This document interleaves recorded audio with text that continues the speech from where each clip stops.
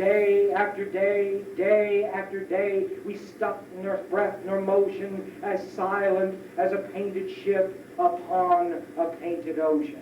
Not only does the breeze get withdrawn, the force of life, but also now a kind of horrible stagnation begins. They are literally becalmed. Nothing is going anywhere. And of course the lines here, day after day, day after day, exactly echo the kind of moral and spiritual stagnation and emptiness that Macbeth goes through, one of Coleridge's favorite plays. What is it? Tomorrow and tomorrow and tomorrow creeps on this petty pace. And so even to the last syllable recorded time. And why is Macbeth feeling that terrible sense of isolation, alienation, and time standing still? Because he's going through the worst of spiritual crises. This too is a spiritual crisis. When you are in a desert, and that's what this is a watery desert. How do we know that? Water, water everywhere, famous lines here, and all the boards did shrink.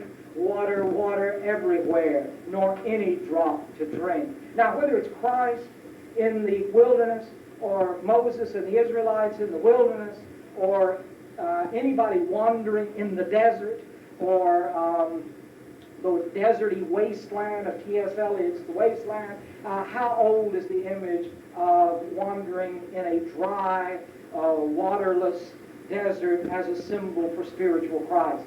It's as old and as new as any, and it's archetypal. It's been around forever. Here, Coleridge gives it a distinctive form. And when you're going through a sense, a real spiritual crisis, what the medieval mind called the dark night of the soul, what Thomas Carlyle would later call the everlasting no, that sense of absolute nothingness of life, what the medieval philosophers again would call acidity, what Baudelaire in France in the 19th century would call the sort of radical ennui, sort of spiritual deadness, not just boredom, but something worse than that.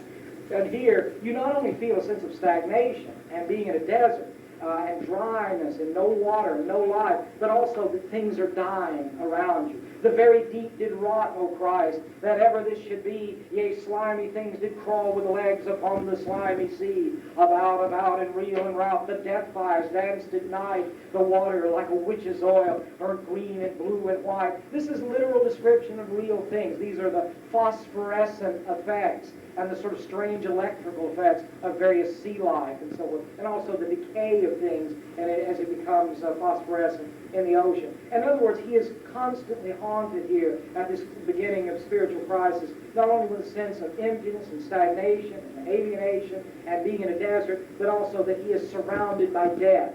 And if you are going through a spiritual crisis, what else do you begin to feel? Not only a sense of alienation from nature, but a sense of alienation from the divine, from God, and from the spiritual. And what does he begin to feel? And some in dreams assured were of the spirit that plagued the soul. 9 fathom deep he had followed us from the land of mist and snow. In other words, they are being plagued, being tormented by a spiritual force. They are guilty and must be made to pay. And every tongue through utter drought. And how important is thirst? What's the importance of baptism? I will give you living water. Here is thirst in every sense of the word, isn't it? These people have been cut off from life. And of course the mariner in particular was withered at the root. We could not speak no more than if we had been choked with soot. Notice that communication stops as well. It's alienation from one's fellow man, alienation from nature, alienation from God. Have we encountered that sort of motif before? What is experience in its worst aspect? That's what it is for Blake. When Wordsworth goes through the great middle sections of the prelude, he feels a sense, doesn't he, of despair and alienation and being cut off from hope, being cut off from mankind, being cut off from nature, but then he recovers.